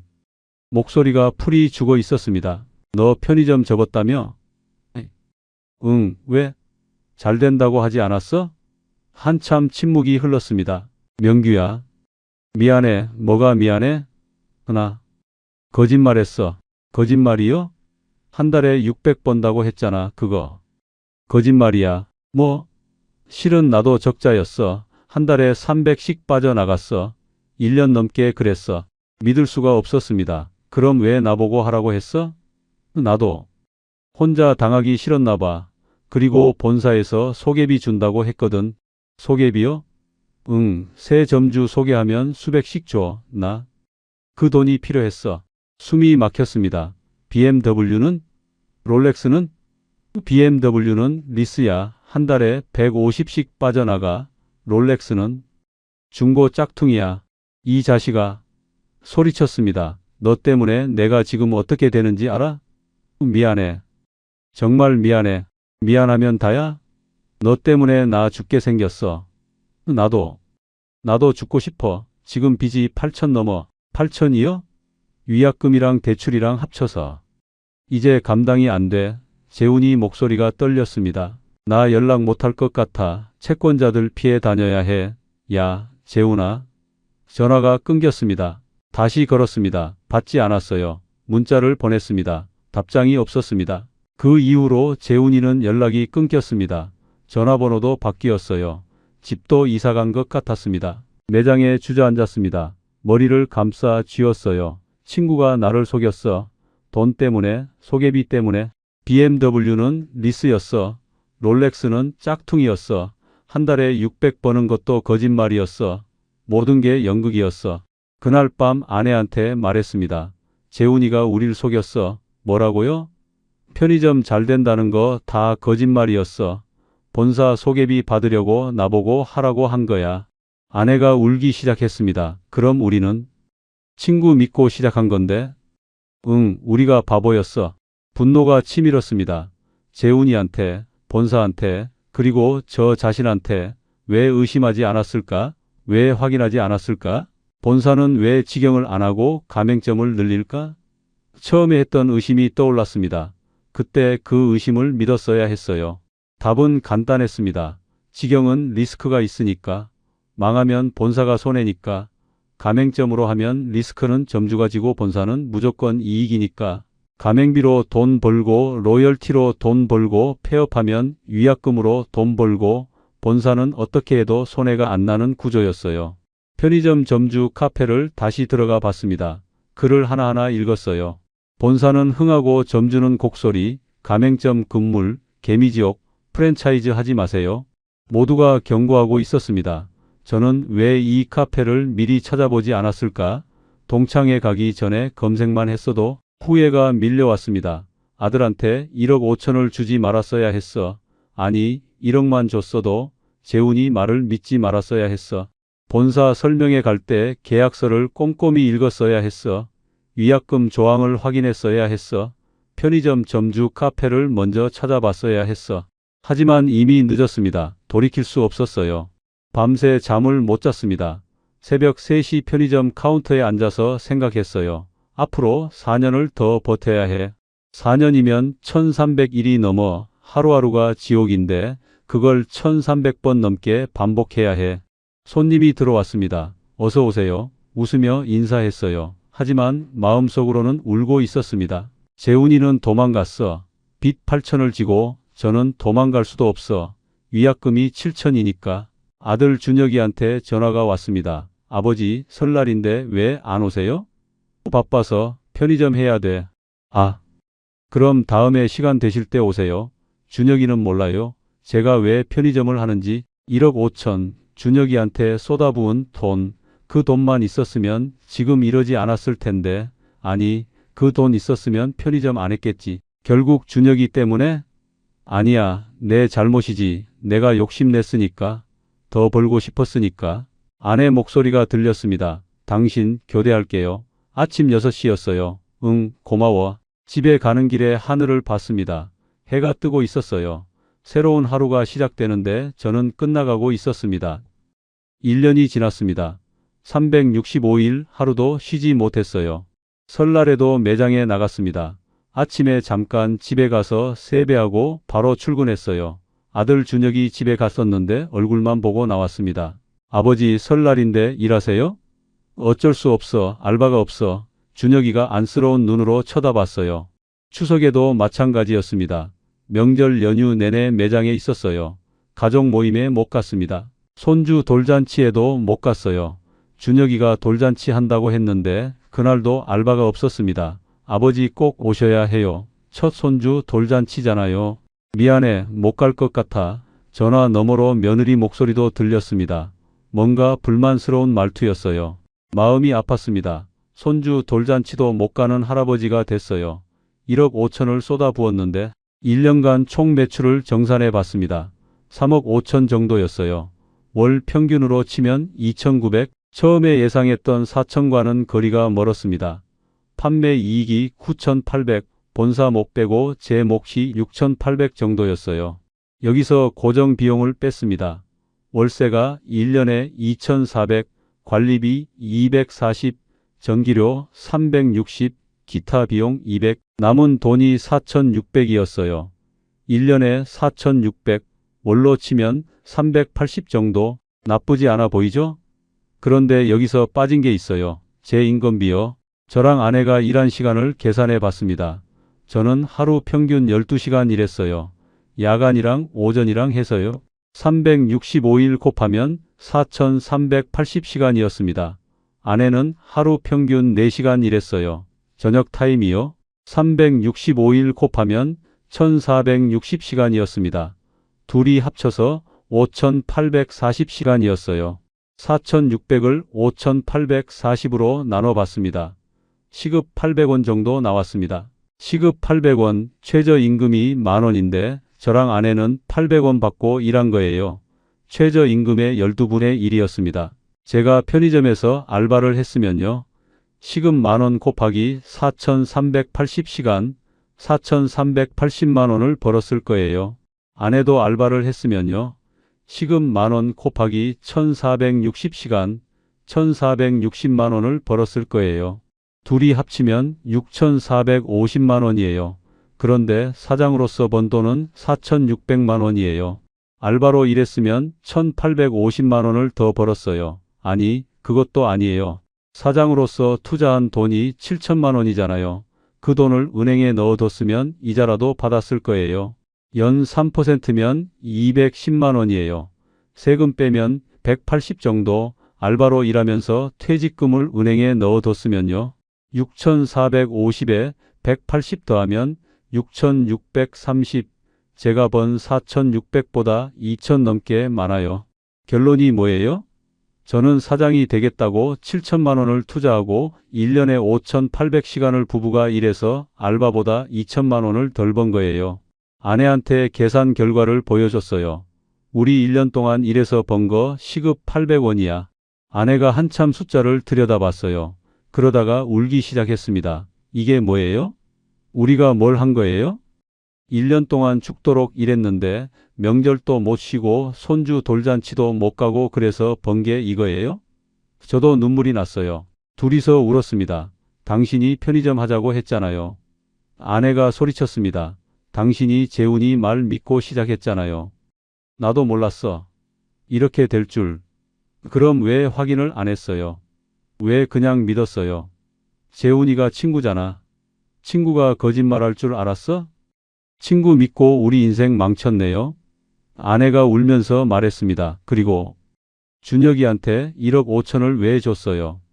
준혁이 얘기가 나오니 더 화가 났습니다. 그럼 안 줬어야 했어? 내 아들인데 1억이면 됐잖아요. 왜 1억 5천을 줘요? 그때는 우리 돈 충분한 줄 알았지. 그 돈만 있었으면 지금 이렇게 안 됐을 거잖아요. 맞는 말이었어요. 그날 밤 혼자 생각했습니다. 1억 5천, 준혁이한테 준 돈, 그 돈이 없어서 편의점을 시작한 거잖아. 남은 돈 6천으로는 부족하다고 생각했잖아. 재훈이 말 듣고 7천이면 된다고 해서 대출까지 받았잖아. 만약 준혁이한테 1억만 줬으면요. 남은 돈이 1억 6천이었을 거예요. 그럼 편의점 안 했을 거예요. 은행에 넣어뒀겠죠. 결국 준혁이 때문에? 아니야, 내 욕심 때문이지. 더 벌고 싶었으니까. 하지만 가슴 한편으로는 원망이 생겼습니다. 준혁이한테 전화가 왔어요. 아버지, 이번 주말에 저희 집 오실 수 있어요? 아이 보러 오세요. 바빠서. 편의점 해야 돼. 아버지 요즘 얼굴도 못 봤잖아요. 미안해. 다음에. 전화를 끊고 생각했습니다. 준혁이는 몰라요. 제가 1억 5천 준 후 6천만 원 남아서 편의점 한 거? 준혁이는 아버지가 야간 근무하는 것도 몰라요. 그냥 아버지가 심심해서 편의점 하시나 보다 생각하겠죠. 며칠 후 준혁이 집에 갔습니다. 깨끗한 30평 아파트였어요. 손주 방엔 장난감이 가득했습니다. 허리가 아파서 바닥에 못 앉았어요. 소파에 앉았습니다. 며느리가 물었어요. 아버지 편의점 잘 되세요? 응. 그럭저럭. 속으로는 생각했습니다. 너네 전세금 대느라 내가 이 꼴이야. 준혁이가 손주를 안겨줬어요. 할아버지 안아보세요. 손주가 웃었습니다. 귀여웠어요. 하지만 동시에 원망도 들었습니다. 이 아이 때문에, 이 아이 집 때문에 내가 지금 지옥에 있어. 아니야, 손주 잘못이 아니야. 내 잘못이지. 내가 바보였던 거지. 1시간쯤 있다가 일어났습니다. 나 가봐야겠다. 매장 봐야 해. 벌써요? 저녁 드시고 가세요. 아니야, 바빠서. 집에 가는 길에 울었습니다. 차 안에서 혼자 울었어요. 내 인생이 뭐였나? 30년 일하고 퇴직금 받고 아들 결혼시키고 그리고 친구 믿고 편의점 시작했다가 시급 800원 되고 이게 내 인생이야. 허리 통증이 계속 악화됐습니다. 병원에 다시 갔더니 디스크가 심해졌대요. 수술 고려하셔야 할 수도 있어요. 수술이요? 지금 일 많이 하세요? 편의점 운영해요. 그럼 좀 쉬셔야 해요. 이러다 큰일 나요. 쉴 수가 없잖아요. 위약금 7천이잖아요. 나가려면 7천을 내야 하는데 그 돈이 어디 있어요. 진통제 양을 늘렸습니다. 하루에 3번 먹었어요. 그래도 아팠습니다. 아내도 건강이 안 좋아졌습니다. 계속 기침하더니 병원에서 검사 받았어요. 만성기관지염이래요. 스트레스랑 과로 때문이에요. 쉬셔야 해요. 의사가 말했습니다. 쉬라고요? 어떻게요? 둘 다 약을 달고 살았습니다. 진통제에 기침약에 소화제에 50대 후반이 이렇게 늙어가는구나. 어느 날 밤 새벽 3시였습니다. 카운터에 앉아 있는데 갑자기 눈물이 났어요. 이유 없이 울음이 터졌습니다. 손님이 들어왔어요. 어서 오세요. 웃으며 인사했습니다. 눈물을 닦으면서요. 친구는 배신했어. 본사는 거짓말했어. 몸은 망가졌어. 아내는 원망해. 아들은 몰라. 손주는 못 봐. 그래도 버텨야 해. 3년 반이 남았어. 1270일이 남았어.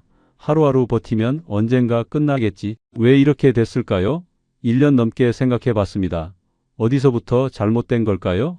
첫 번째는 친구를 의심하지 않았다는 거예요. 재훈이가 친구니까 믿었습니다. 고등학교 때부터 알던 사이니까 거짓말할 리 없다고 생각했어요. 하지만 돈 앞에서는 친구도 소용없더라고요. 재훈이는 본사 소개비 받으려고 저를 이용했어요. BMW도 리스였고 롤렉스도 짝퉁이었고 한 달에 600 번다는 것도 다 거짓말이었습니다. 친구라도 검증했어야 했어요. 정말로 한 달에 얼마 버는지 통장 내역을 보여달라고 했어야 했어요. 매장에 직접 가서 며칠 동안 관찰했어야 했어요. 다른 점주들한테도 물어봤어야 했습니다. 가까운 사람일수록 더 조심해야 해요. 가까운 사람일수록 의심을 못하니까요. 그게 독이 됩니다. 두 번째는 본사 말을 그대로 믿었다는 거예요. 월 500에서 600 번다는 말을 믿었습니다. 알바만 쓰면 된다는 말을 믿었어요. 사장님은 관리만 하시면 된다는 말을 믿었습니다. 다 거짓말이었어요. 본사가 보여준 예상 수익은 최상의 시나리오였습니다. 일매출 150 기준으로 계산한 거예요. 전국 평균 일매출이 100도 안 되는데 말이죠. 본사는 왜 직영을 안 하고 가맹점을 늘릴까요? 답은 간단합니다. 직영은 리스크가 있으니까요. 망하면 본사가 손해니까요. 가맹점으로 하면 리스크는 점주가 다 지고 본사는 무조건 이익이에요. 가맹비로 돈 벌고 로열티로 돈 벌고 폐업하면 위약금으로 돈 벌고요. 프랜차이즈의 본질은 이거예요. 본사가 돈 버는 구조지 점주가 돈 버는 구조가 아닙니다. 점포가 잘 되면 본사가 로열티로 배불러지고 망해도 본사는 위약금으로 손해가 없어요. 세 번째는 인건비를 과소평가했다는 거예요. 처음에 계산할 때 최저임금을 몇 년 전 기준으로 했습니다. 그때는 8,000원대였거든요. 그런데 실제로 시작하니까 최저임금이 10,000원 넘었어요. 30% 가까이 올랐던 거죠. 매년 오르는 걸 고려 안 했습니다. 24시간 운영하려면 알바가 최소 3명은 필요해요. 한 달에 800에서 900이 들어요. 이 비용을 감당하려면 일매출이 최소 150은 넘어야 합니다. 평균 일매출 100도 안 되는 매장으로는 절대 안 돼요. 결국 사장이 들어가야 합니다. 그럼 사장은 알바보다 못한 시급을 받게 돼요. 네 번째는 아들한테 너무 많이 줬다는 거예요. 1억 5천, 그 돈만 없었으면 편의점 안 했을 거예요. 남은 돈이 6천밖에 안 되니까 불안했어요. 이걸로 20년을 어떻게 살지 걱정됐습니다. 그래서 재훈이 말이 더 달콤하게 들렸어요. 물론 아들 결혼자금 주는 건 당연합니다. 하지만 적당히 줬어야 했어요. 1억이면 됐을 거예요. 나머지 5천은 비상금으로 남겨뒀어야 했습니다. 자식 사랑은 좋지만 내 노후도 생각해야 해요. 퇴직금 다 쏟아붓고 나서 불안해서 무리한 창업하면 안 됩니다. 다섯 번째는 계약서를 제대로 안 읽었다는 거예요. 50페이지 넘는 계약서를 대충 훑어봤습니다. 법률 용어가 많아서 무슨 소린지 몰랐거든요. 위약금 조항을 제대로 확인했어야 했어요. 중도 해지하면 얼마나 내야 하는지 계산해 봤어야 했습니다. 7천 가까이 내야 하는 걸 알았으면 시작 안 했을 거예요. 계약 기간 5년도 문제였습니다. 5년은 너무 긴 시간이에요. 그 사이에 경쟁 편의점 생기고 물가 오르고 최저임금 오르고 다 변합니다. 여섯 번째는 대안을 생각 안 했다는 거예요. 퇴직하고 할 수 있는 일이 편의점만 있는 게 아니에요. 알바를 해도 됩니다. 시급 10,000원이면 하루 8시간 주 5일에도 월 200이에요. 4대 보험 들어주고 퇴직금도 쌓여요. 쉬고 싶으면 쉴 수 있어요. 사장 노릇하면서 시급 800원 받는 것보다 낫습니다. 체면 때문에 알바 안 하겠다는 건 말이 안 돼요. 개인 택시도 있어요. 퇴직금으로 개인 택시 면허 사면 한 달에 350은 벌 수 있대요. 편의점보다 훨씬 낫습니다. 경비원도 있고 배달도 있고 할 수 있는 일은 많아요. 사장이라는 타이틀에 집착하지 말았어야 했습니다. 일곱 번째는 정보를 찾아보지 않았다는 거예요. 인터넷에 편의점 점주 카페가 있었어요. 거기엔 실패 사례가 수백 개 있었습니다. 미리 찾아봤으면 안 했을 거예요. 모두가 개미지옥이라고 경고하고 있었거든요. 위약금 때문에 못 나간다고 울부짖고 있었습니다. 하지만 저는 유튜브만 봤어요. 유튜브엔 성공 사례만 나와요. 본사에서 돈 주고 만든 광고니까요. 댓글도 관리되고 부정적인 댓글은 삭제돼요. 진짜 정보는 점주 카페에 있었습니다. 진짜 점주들의 진짜 이야기가 있었어요. 그걸 미리 봤어야 했습니다. 여덟 번째는 욕심을 부렸다는 거예요. 한 달에 600 번다는 말에 혹했습니다. 연금 150에 600 더하면 750이잖아요. 그 돈이면 여유롭게 살 수 있을 것 같았어요. 해외여행도 가고 골프도 치고 그렇게 살고 싶었습니다. 하지만 공짜 점심은 없어요. 편하게 돈 버는 일은 없습니다. 월 600을 벌려면 월 600만큼 고생해야 해요. 아니, 편의점은 고생해도 못 벌어요. 알바보다 못 벌어요. 사장이라는 이름만 있을 뿐이지 실제로는 노예예요. 마지막으로 무엇보다 중요한 건 지금 말씀드린 모든 실수를 한 번에 다 했다는 거예요. 친구를 의심 없이 믿고 본사 말을 검증 없이 받아들이고 계약서를 대충 읽고 아들한테 과도하게 주고 대안을 생각 안 하고 정보를 찾아보지 않고 욕심을 부렸습니다. 하나만 조심했어도 이렇게까지 안 됐을 거예요. 하지만 다 한꺼번에 무너지니까 돌이킬 수가 없었습니다. 지금 저는 어떻게 하고 있을까요? 아직 편의점을 하고 있습니다. 2년째예요. 앞으로 3년이 남았습니다. 1095일 계약 기간이 남았거든요. 위약금 낼 돈이 없어요. 적자 나면서 비상금도 다 썼습니다. 대출 이자도 갚아야 하고요. 지금 나가면 빚만 남아요. 그만두고 싶어도 못 그만둬요. 버틸 수밖에 없습니다. 하루하루 버티면 언젠가 끝나겠죠. 그래도 좀 달라진 게 있어요. 첫째는 기대를 버렸습니다. 월 600 번다는 꿈, 알바만 쓰고 관리만 한다는 꿈 다 버렸어요. 현실을 인정했습니다. 저는 사장이 아니에요. 알바보다 못한 노동자예요. 다만 위약금에 묶인 노예일 뿐입니다. 둘째는 최소한의 비용으로 운영합니다. 알바를 최소로 쓰고 제가 최대한 나가요. 적자만 안 나면 된다는 마인드로 해요. 돈 벌겠다는 생각 안 해요. 버티기만 하면 돼요. 3년만 버티면 나갈 수 있어요. 셋째는 건강을 챙기려고 노력해요. 아무리 바빠도 하루 6시간은 자려고 해요. 무리하다가 쓰러지면 끝이니까요. 진통제는 여전히 먹지만 병원은 가끔 가요. 물리치료도 받습니다. 몸이 완전히 망가지면 버틸 수가 없으니까요.